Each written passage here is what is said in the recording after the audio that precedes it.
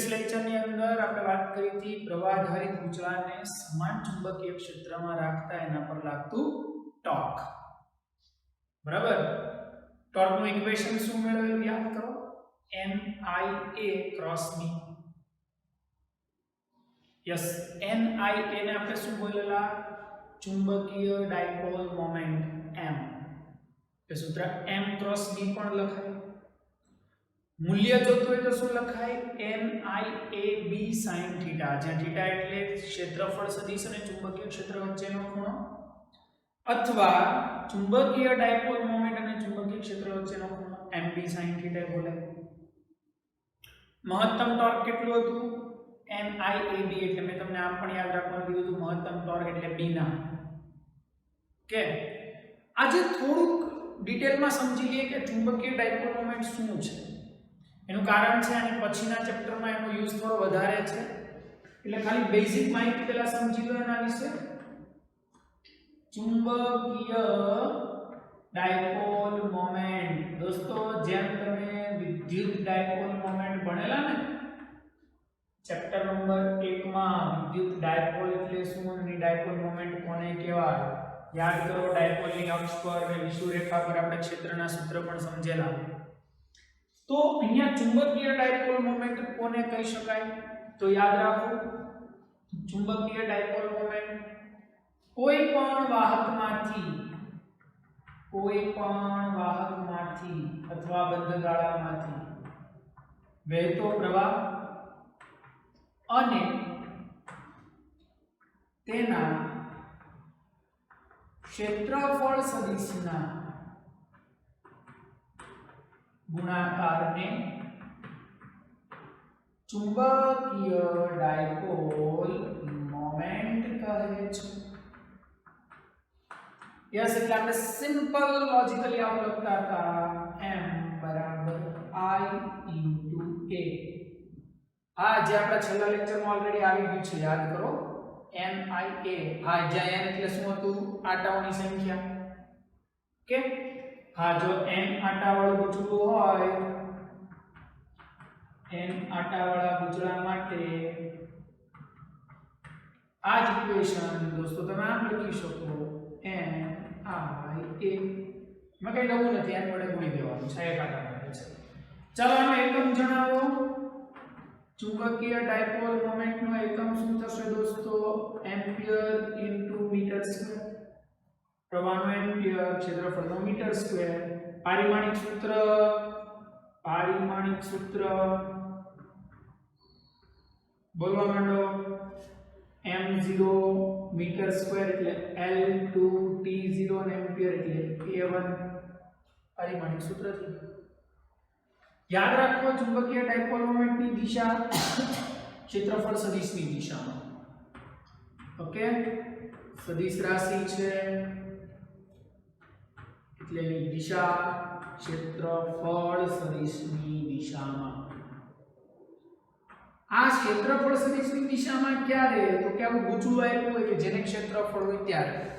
ચુંબકના કેસમાં થોડું અલગ છે, જે આપણે 5મા ચેપ્ટરમાં ભણીશું, ચિંતા ન કરતા. પ્રવાહધારી ગુચળું છે અને એની મોમેન્ટ પૂછે તો એની મોમેન્ટની દિશા ક્ષેત્રફળ સદિશની દિશામાં. પહેલા તો એ ખબર હોવી જોઈએ ક્ષેત્રફળ સદિશ ક્યાં હોય, કોઈ પણ વાહકને લંબ રૂપે બહાર આવતી દિશામાં. ક્લિયર? જ્યાં ક્ષેત્રફળ સદિશ ત્યાં છે મોમેન્ટ. એટલે તો તમે યાદ કરો, આપણે ટોર્કનું સૂત્ર શું લખ્યું હતું, NIA ક્રોસ B. તો દોસ્તો આને આમ પણ લખી શકું, m ક્રોસ b. જો આનું મૂલ્ય લખવા માંગુ તો શું થશે, mb sin થીટા. રેડી ને? જ્યાં થીટા એટલે બોલો મેગ્નેટિક મોમેન્ટ, ચુંબકીય મોમેન્ટ અને ચુંબકીય ક્ષેત્ર વચ્ચેનો ખૂણો. આ તો અગત્યની વસ્તુ છે, સમજો. જો મેગ્નેટિક મોમેન્ટ અને ચુંબકીય ક્ષેત્ર એક જ દિશામાં હોય, એટલે કે થીટા 0 હોય, તો એવા કેસમાં દોસ્તો ટોર્ક 0 થશે. sin 0 બરાબર 0 એટલે ટોર્ક એ 0. ટોર્ક 0 થાય એને સ્થિર સંતુલન કહેવાય. એટલે તમને પૂછશે પ્રવાહધારી ગુચડાને ચુંબકીય ક્ષેત્રમાં રાખો તો એ કયા સંજોગોમાં સ્થિર સંતુલન પ્રાપ્ત કરે, તો યાદ રાખજો આ સંજોગમાં. કયો? તો કે જ્યારે એની મેગ્નેટિક મોમેન્ટ ચુંબકીય ક્ષેત્રની દિશામાં ગોઠવાય ત્યારે સ્થિર સંતુલન. ઓકે, પણ જો મેગ્નેટિક મોમેન્ટ અને ચુંબકીય ક્ષેત્ર વચ્ચેનો ખૂણો 180 હોય, ટોર્ક 0 થશે પણ એ અસ્થિર સંતુલન. શું કામ? દિશા પરસ્પર વિરુદ્ધ છે. 180 ક્યારે થાય? ચુંબકીય ક્ષેત્ર આમ હશે તો મોમેન્ટ આમ. 0 ક્યારે થાય? બે એક જ દિશામાં હોય તો 0 અને વિરુદ્ધ દિશામાં હોય તો 180. તો આ સ્થિર સંતુલન. કે પણ જો મેગ્નેટિક મોમેન્ટ ચુંબકીય ક્ષેત્રને લંબ હોય એટલે કે દોસ્તો થીટા 90 ડિગ્રી હોય તો એવા કેસમાં ટોર્ક મેક્સિમમ લાગે. આ તમે પેલું બી ના પણ લખી શકો. એટલે આ બે કેસ ખાસ ધ્યાન રાખજો, સ્થિર સંતુલન અને અસ્થિર સંતુલન. સ્થિર સંતુલન થીટા 0 હોય ત્યારે, અસ્થિર સંતુલન થીટા 180 ડિગ્રી હોય ત્યારે. ચાલો, તો આમાંથી એક કન્ડિશન હું તમને પૂછું. તમે યાદ કરો આપણે આગળ એક થિયરી ભણ્યા હતા પ્રવાહધારિત ગુચળું, હે ને?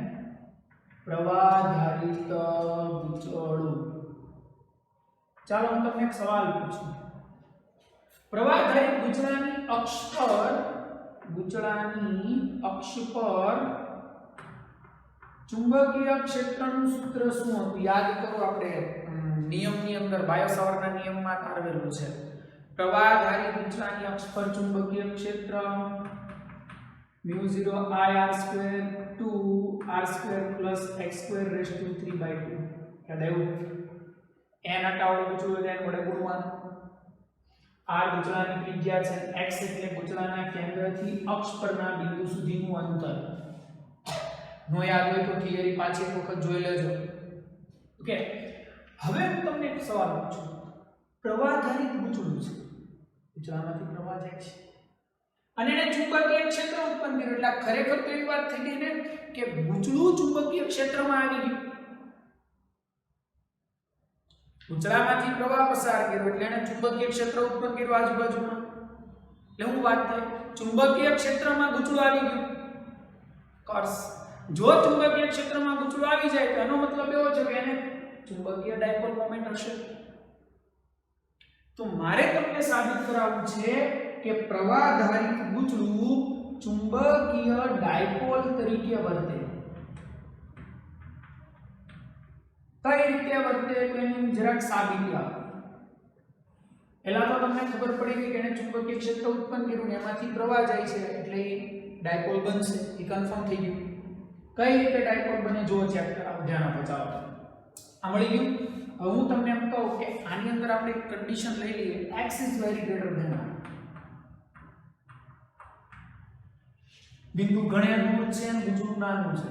બિંદુ ઘણે દૂર છે અને ગુચળું નાનું છે. x is very greater than r હોય તો x ની સાપેક્ષે r ને અવગણો. x ની સાપેક્ષે r ને અવગણો તો સૂત્ર આવું થઈ ગયું, r ને અવગણ્યો વર્ગ ગુણ્યા x ક્યુબ. પાઈ વડે ગુણાકાર કરો અને પાઈ વડે ભાગાકાર કરો. ઘણા વિચારવા માંડ્યા આવું હું કામ કરો, એ હમણાં ખબર પડશે હો ભાઈ. ચાલો, પાઈ વડે ગુણાકાર કર્યો, નીચે પાઈ વડે ભાગાકાર. દોસ્તો જાણો છો πr² જો કેવું હતું? વર્તુળ, r ત્રિજ્યાનું વર્તુળ. બોલો, વર્તુળનું ક્ષેત્રફળ πr². πr² બરાબર a. હું લખી શકું b બરાબર μ0 I a 2πx3. બધા જ જાણો છો I a એટલે શું? Magnetic moment. હું લખી દઉં μ0 m 2πx3. દોસ્તો બે વડે ગુણાકાર કરો, બે વડે ભાગાકાર કરો. હું કામ કરું એ આગળ ખબર પડશે.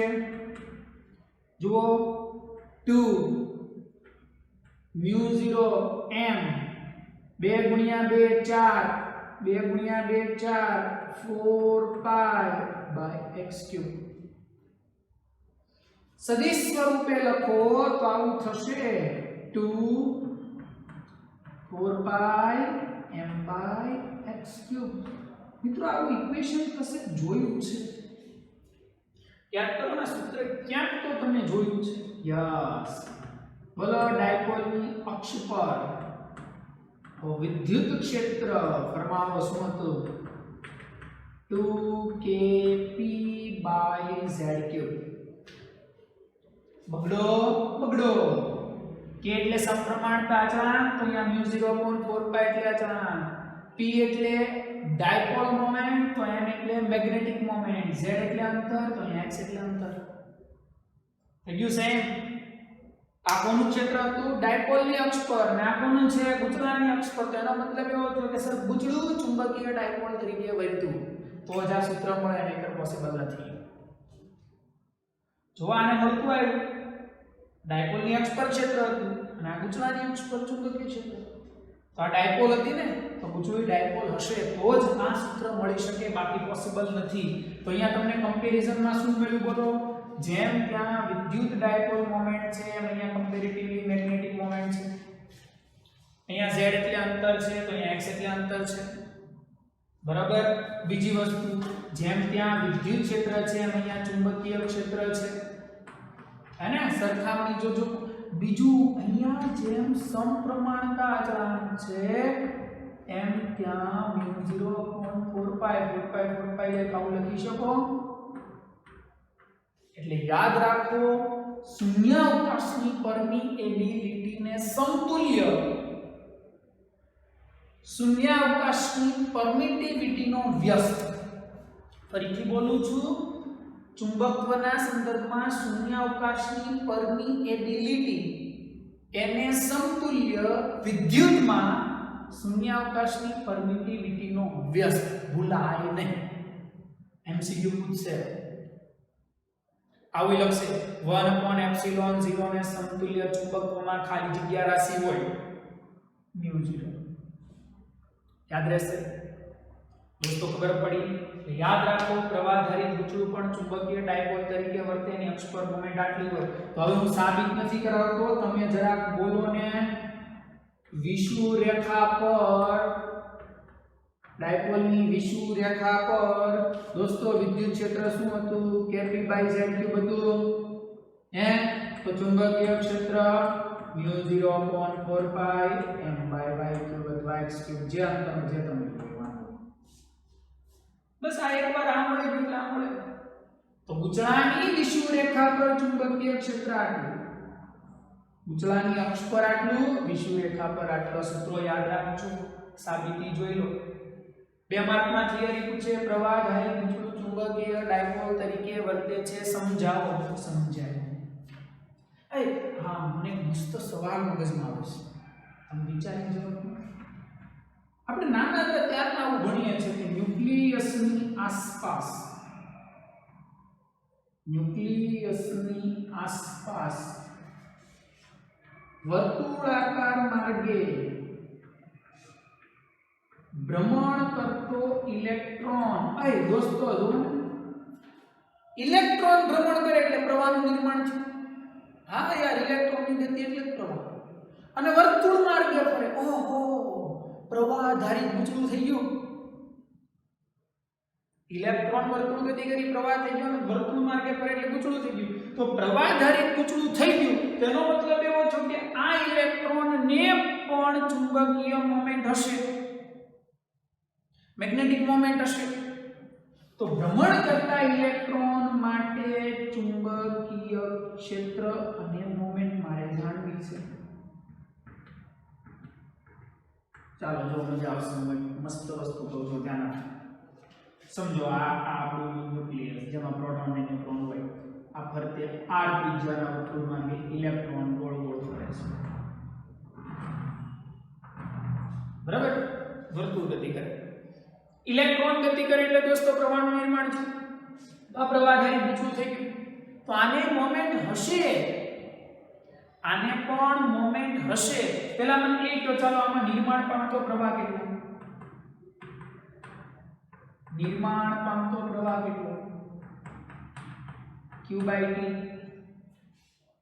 t એટલે આવર્તકાળ બોલો વેગ બરાબર કાપેલું અંતર છેદમાં સમય હા ભાઈ આ લખાયા અંતર એટલે પરિઘ છેદમાં એક વર્તુળ પૂરું કરવા માટે લાગતો સમય આવર્તકાળ તો t બરાબર થઈ ગયું 2πr/v આની આમાં મૂકતો e t ની હું મૂકું 2πr/v છેદનો છેદ ક્યાં ગયો અંશમાં તો આ થઈ ગયો પ્રવાહ e / 2πr સાહેબ આપણને એટલી ખબર છે કે ગુચળું ચુંબક તરીકે વર્તે તો બોલો મોમેન્ટ થઈ ગઈ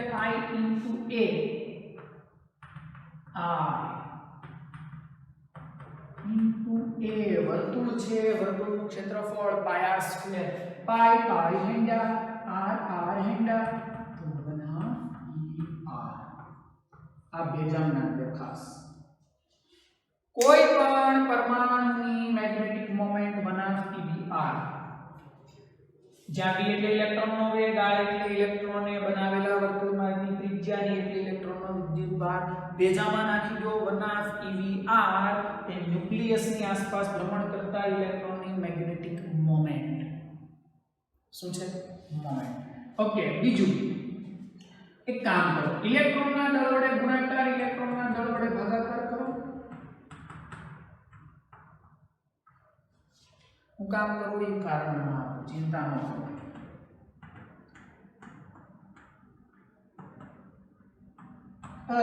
જો મજા આવી બરાબર mvr mv એટલે વેગમાન ગુણ્યા અંતર કોણીય વેગમાન યાદ કરો l બરાબર r ક્રોસ p p એટલે વેગમાન તો આ કોણીય વેગમાન થઈ ગયું તો હું લખી શકું મેગ્નેટિક મોમેન્ટ E/2me l જો સદિશ લખવું હોય ઇલેક્ટ્રોન છે દોસ્તો એટલે માઈનસ ઇલેક્ટ્રોન છે એક સરસ મજાની વસ્તુ મળી ગઈ સર ઇલેક્ટ્રોન વર્તુળ ગતિ કરે one type of rotational motion આ ચાપ ગતિ જ કહેવાય ચાપ ગતિ હોય તો કોણીય વેગમાન હોય જ યસ તો યાદ રાખો એક બીજી વસ્તુ જાણવા મળી મેગ્નેટિક મોમેન્ટની દિશા ઇલેક્ટ્રોન માટે મેગ્નેટિક મોમેન્ટની દિશા કોણીય વેગમાનની વિરુદ્ધ દિશામાં હોય ફરીથી બોલું છું ઇલેક્ટ્રોન માટે મેગ્નેટિક મોમેન્ટની દિશા કોણીય વેગમાનની વિરુદ્ધ દિશામાં હોય ઓકે હવે હું તમને એમ કહું આ મળી ગયું તમને E/2me l આ મેગ્નેટિક મોમેન્ટ છે આ જે મળ્યું દોસ્તો આ હું છે બોલો તો બાજુ ઇલેક્ટ્રોન માટે મેગ્નેટિક મોમેન્ટ ચુંબકીય મોમેન્ટ અને કોણીય વેગમાનનો મેગ્નેટિક મોમેન્ટ અને કોણીય વેગમાનના ગુણોત્તરને દોસ્તો ગાયરો-મેગ્નેટિક રેશિયો કહે છે ભૂલાય નહીં